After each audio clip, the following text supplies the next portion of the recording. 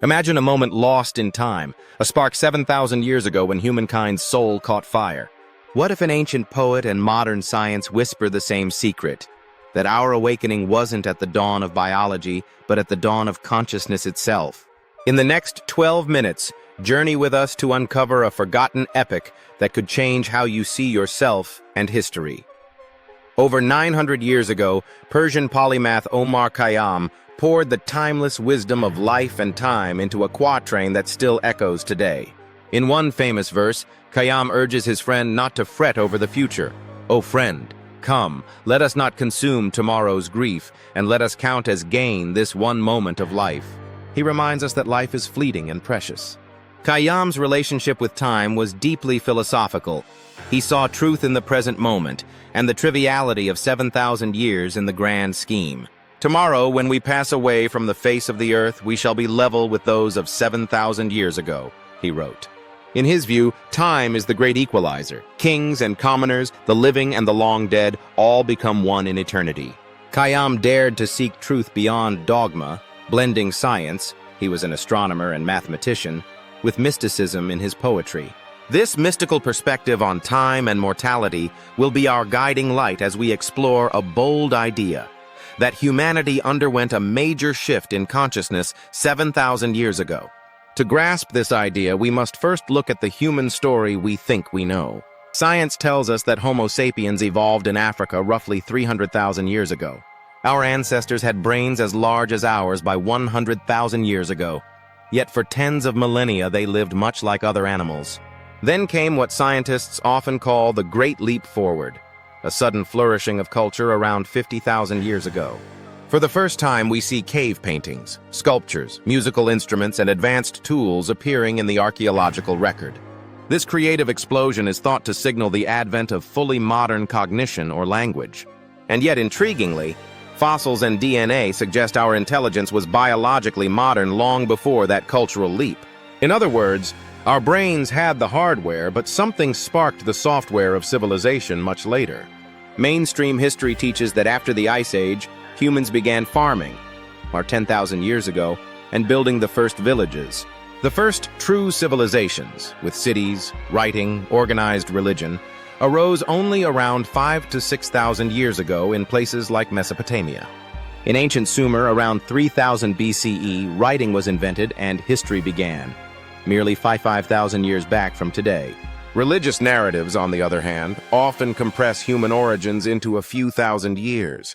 For example, a literal reading of Abrahamic scriptures might place Adam and Eve roughly 6,000 to 7,000 years ago as the first humans.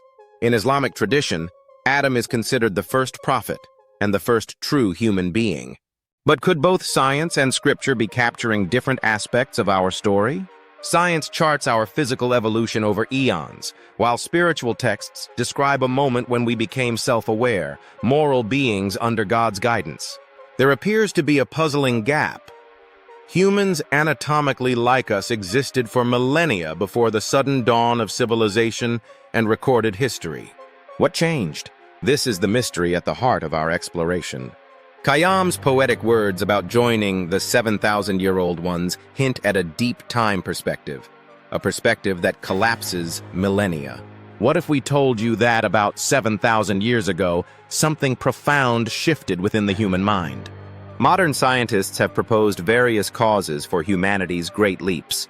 Perhaps a genetic mutation that enhanced language, such as a change in the FOXP2 gene, or climatic changes at the end of the Ice Age that forced innovation. The jury is still out on the exact cause, but many agree there was a turning point. Anthropologist Jared Diamond famously noted that a great leap forward in mental abilities equipped early humans with art, complex tools, and culture virtually overnight. Yet why did this happen long after our brains became biologically modern? That puzzle has led some thinkers to suggest that consciousness, the inner self-awareness that defines our humanity, might have emerged on a different timetable than our biology. Consider this. For 100,000 years, humans with brains like ours hunted and gathered without writing a single word or building a single temple. Then, within a blink of an eye, on the evolutionary scale, we see Neolithic humans suddenly raise megalithic temples, formulate laws, and ponder the stars. Omar Khayyam's mystic insight about time encourages us to look at this leap not just as a sequence of inventions, but as a transformation of conscious experience. Perhaps the shift was in our awareness, a new way of thinking about past and future, life and death. In mythic terms, it's as if humanity ate from the tree of knowledge and could never go back. Ancient legends and scriptures may encode this very shift. Let's turn to the Quranic story of Adam. While many assume it conflicts with evolution, a closer reading reveals a nuanced picture.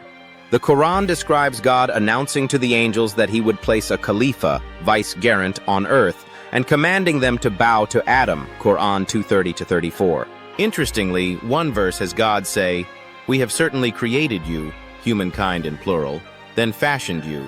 Then we said to the angels, prostrate to Adam." This hints that beings existed before Adam. Humanity in some form was already created and fashioned when Adam's special role began. Islamic scholars point out that the Quran uses the term al-insan, the human as a biological being, separately from al-bashar, the human as an enlightened higher being. In this interpretation, Adam was chosen from among existing humans and endowed with a unique consciousness or spirit. Adam was not the first human being in a physical sense, but was the first to be elevated to the status of al-bashar through divine intervention, as one analysis explains. In other words, Adam could be seen as the first fully conscious, spiritually aware human, not necessarily the first Homo sapiens to ever walk the earth. Imagine early humans, our distant ancestors, living much like other animals, concerned with immediate survival, unaware of higher moral reasoning or their own mortality beyond instinct. This might have been a kind of Edenic state, innocence in nature, naked in the sense of lacking self-consciousness or shame. The metaphor of the Garden of Eden fits remarkably well. As one modern thinker put it, the story of Adam and Eve, quite clearly and insightfully, describes this transition from pre-consciousness to post-consciousness man. Before eating the forbidden fruit, humans, Adam and Eve, lived in harmony with nature, not fretting over tomorrow, not knowing good from evil, much like animals guided purely by instinct. But with the knowledge of good and evil came self-awareness, foresight, creativity, and moral choice. It was a double-edged sword. Consciousness gave us imagination and innovation, but also the burden of worrying about the future and understanding death. In the Quran, God breathed into Adam of my spirit, Quran 15:29, symbolizing this infusion of a higher intellect or soul into a human form. In a real sense, Adam woke up, and so did we, his descendants, with the same gift and curse of consciousness. Now, look at what the archaeological record shows around the time frame of 7,000 to 10,000 years ago. In several parts of the world, humans started doing things utterly unprecedented in the millions of years before. They began settling in permanent towns, domesticating plants and animals, building monuments, and conceiving complex religious rites. This period marks the end of our childhood as a species and the beginning of history. For example, in southeastern Turkey stands Göbekli Tepe, a megalithic ritual site dated to about 9600 BCE. That's over 11,000 years ago. Here, massive T-shaped stone pillars weighing up to 10 tons were erected in circles, engraved with animals and abstract symbols. What's mind-blowing is that these were created by hunter-gatherers before the advent of agriculture or cities. This discovery upends the conventional view of the rise of civilization, showing that spiritual or conceptual thinking, temples, art, myth, came before or alongside organized farming. It's as if those hunter-gatherers had a sudden inspiration of sacred purpose or creative vision that their predecessors a few millennia prior did not. Archaeological marvels like Göbekli Tepe, pictured above from aerial view, testify to a forgotten chapter of human history. Over 7,000 years ago, our ancestors were arranging these stone sanctuaries with meticulous care, aligning them perhaps to celestial events, and carving reliefs that might symbolize stories or cosmologies we no longer remember. In Mesopotamia, by 6,000 to 5,000 years ago, the Ubaid and Uruk cultures were laying the groundwork for the first cities and writing systems. In Egypt, a sophisticated civilization rose by 5,000 years ago, complete with astronomy and massive pyramids. To the modern scientific eye, these developments were gradual. the result of evolving social complexity. But to the people who lived through it, it must have felt like magic or revelation. New ideas and capabilities emerging as if gifted by unseen forces. Around this epoch, myths and oral traditions began to form. Stories of creation, of gods bestowing knowledge, of great floods purging the old world. It's fascinating that many cultures speak of an ancient golden age or paradise that was lost, followed by a transformational flood or disaster, after which civilization as we know it began.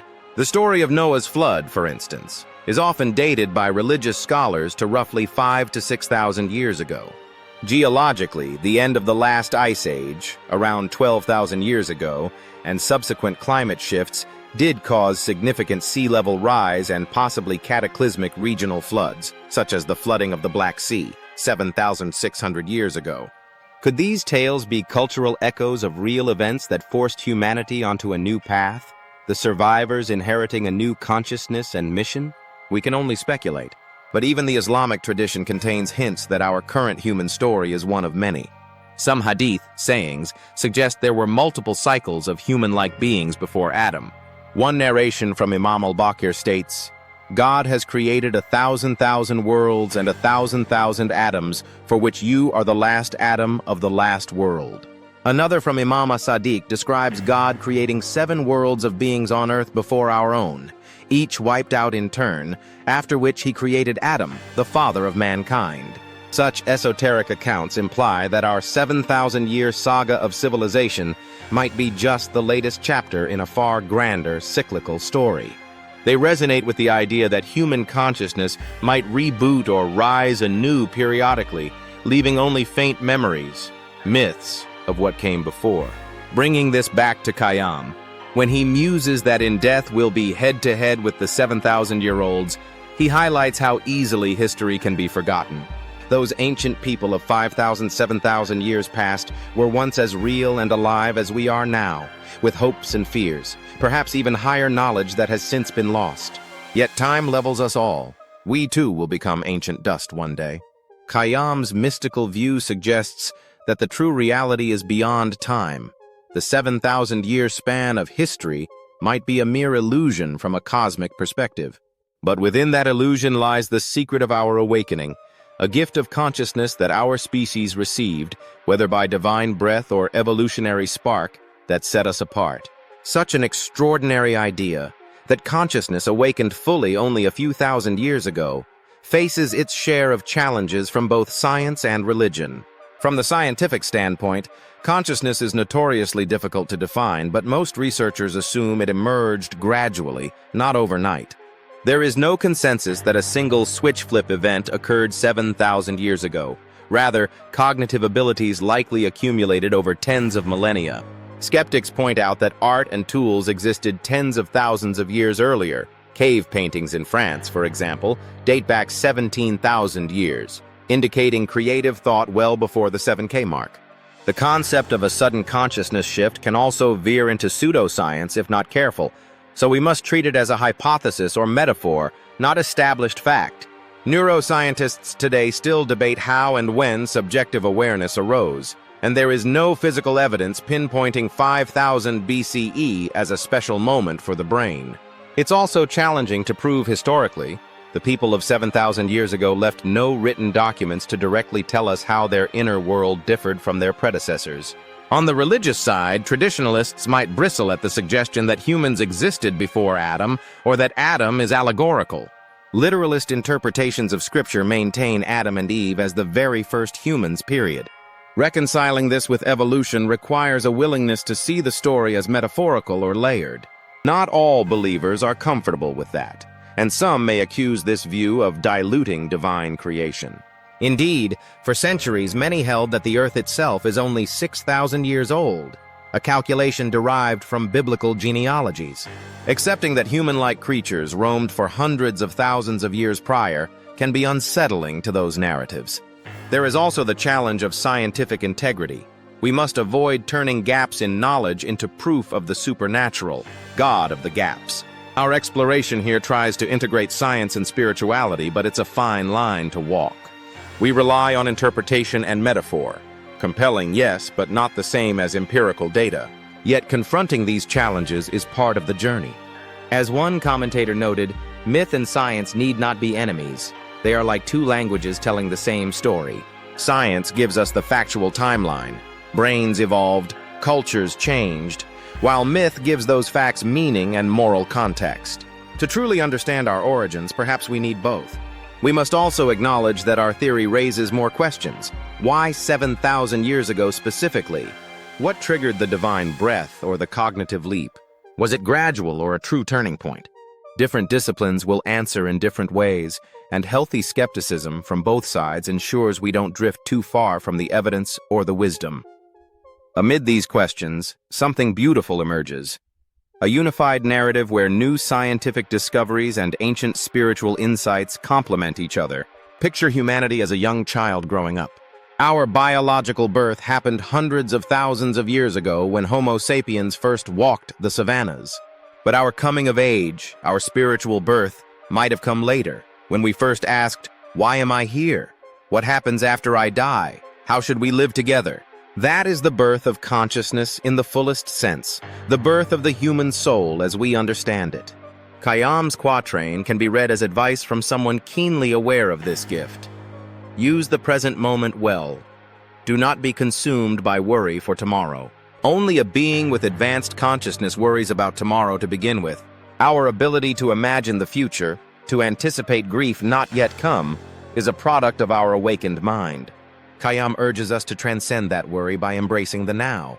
His wisdom bridges the practical and the eternal. Yes, we must live responsibly, a trait of the conscious mind, but not at the expense of living fully. Modern science, in its own way, is inching toward appreciating such wisdom. Neuroscience and psychology show that mindfulness, staying present, leads to healthier mental states. It's almost as if we are trying to recapture some of the peace our pre-conscious ancestors had, but with the benefit of our knowledge intact. Recent findings in archaeology, like Göbekli Tepe and anthropology, are also shattering old assumptions. We now know civilization didn't start in a simple linear way. It sometimes leapt forward in bursts of creativity and insight that we can't fully explain. We've learned that human origins are more complex than we thought. Interbreeding with Neanderthals and Denisovans, population bottlenecks, and maybe multiple dawns in different regions. This complexity invites us to be humble. As Khayyam wrote in another rubaiyat, "The secrets of eternity, neither you know nor I." The more we discover, the more we realize how precious and rare our self-awareness is. Metaphysical interpretations like the Adam is first conscious human idea do something important. They allow religious and scientific worldviews to talk to each other. By seeing Adam not as a competitor to evolution but as a symbol of a key transition, we honor both God's role and nature's process. The Quran says Allah chose Adam over the worlds. Choice implies a selection from many, a special responsibility given to one. If we read this as the elevation of an early human or tribe of humans to receive revelation and moral consciousness, it aligns beautifully with the timeline of the late Neolithic period. Adam could have lived among other Homo sapiens, but was the first to hear and respond to the divine call, imparting to his community a new mode of being. In this framework, evolution and faith are not at odds. Evolution provided the biological clay, and divine illumination sparked the spirit in that clay when the time was ripe. Science observes the clay growing more complex, while Scripture tells of the moment the statue became a living human in the fullest sense. New discoveries in genetics and anthropology continue to push back the curtain of ignorance. We've found that even symbolic thinking might have appeared earlier than we assumed. For instance, abstract carvings from 70 to 100K years ago, or that humans navigated open oceans to reach Australia 65,000 years ago. These suggest the ingredients of consciousness were slowly assembling. But it may have taken a tipping point, possibly a critical mass of population or the invention of language or a divine spark, to ignite the full blaze of awareness. Once that fire was lit, it spread rapidly. Within a few millennia, we see an explosion of religious ideas, from the earliest evidences of ancestor worship and burial rituals to elaborate pantheons of gods. Consciousness seeks meaning. As soon as we awoke, we began a quest to understand our purpose. Khayyam's era, the medieval Islamic Golden Age, was another such flowering of consciousness, when science, art, and spirituality intertwined. And here we are in the 21st century, perhaps on the cusp of another leap. Some speak of an AI revolution or a global spiritual awakening. If indeed there's a 7,000-year cycle in human awareness, could we be approaching a new horizon? Throughout all these changes, Khayyam's final message remains constant. All humans, no matter how advanced or ancient, share the same fate. The kings of Sumer, the builders of Göbekli Tepe, the prophets and poets, and you and I will all be level with those of 7,000 years ago beyond this life. This isn't a morbid thought, but a unifying one. It means that wisdom is timeless and truth is universal. The very mysteries that haunted the first conscious humans, why are we here? What happens after death? Still haunt us today. And the answers they arrived at in myth and religion still echo in our collective psyche. By combining new scientific understanding with ancient metaphors, we move closer to a holistic truth. We begin to see that science and spirituality are partners in the human journey, not enemies. One gives us knowledge of the world, the other gives us meaning in the world. In the end, we return to Omar Khayyam's gentle, wise advice. Do not grieve over tomorrow. Consider this fleeting life as gain. We are mortal, and that is okay. Our mortality is the very canvas on which consciousness paints its beauty. Knowing that we have only a short time, as Khayyam knew, can fill each day with urgency and appreciation. The 7,000-year saga of human consciousness we explored is but a brief chapter in the cosmos, yet for us, it is everything. It is our story, filled with forgetting and remembering, sleeping and awakening. Now we stand aware that we carry the torch lit by that first awakening long ago. The same flame of mind that flickered in the eyes of ancient sages, pharaohs, and nomads burns within us. What will we do with it? Khayyam might answer, we must use it to illuminate our souls, to seek truth, love fiercely, create beauty, and understand ourselves. As we reflect on mortality, we realize it is the great equalizer, yes, but also the great motivator. A life eternal on earth might leave no urgency to grow or to seek meaning, but a life transient pushes us to wisdom.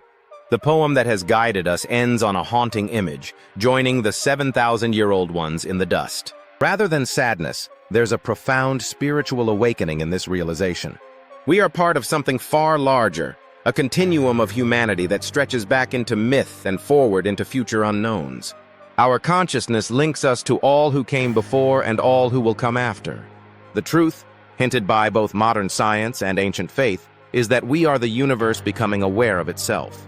And perhaps that awareness had a dramatic dawn in the recent past, a forgotten dawn worth rediscovering. So, let Khayyam's insight be your insight. Life is a precious one moment's cash. Spend it well. Embrace the mystery that you carry inside, the echo of a 7,000-year awakening. We may never know exactly how or when our ancestors first opened their inner eye, but we feel the result in our very being. Every time you marvel at the stars or ponder the meaning of life, you are reliving that epic moment of awakening. Seize it. In doing so, you honor those nameless souls who lit the first spark of mind, and you pass the torch to those who come after. As the Persian sage would drink to that, cheers to the now and to the timeless within us all. Did this journey resonate with you? Join the conversation. Share your thoughts or personal insights about humanity's hidden past and our conscious evolution in the comments below. Let's explore these mysteries together. And if you're hungry for more, don't miss our full-length documentary on the hidden origins of humanity. It dives even deeper into the secrets of our past and the evidence of ancient insight. Hit that link and continue the adventure. Thank you for watching, and remember, the quest for truth is a journey we take together,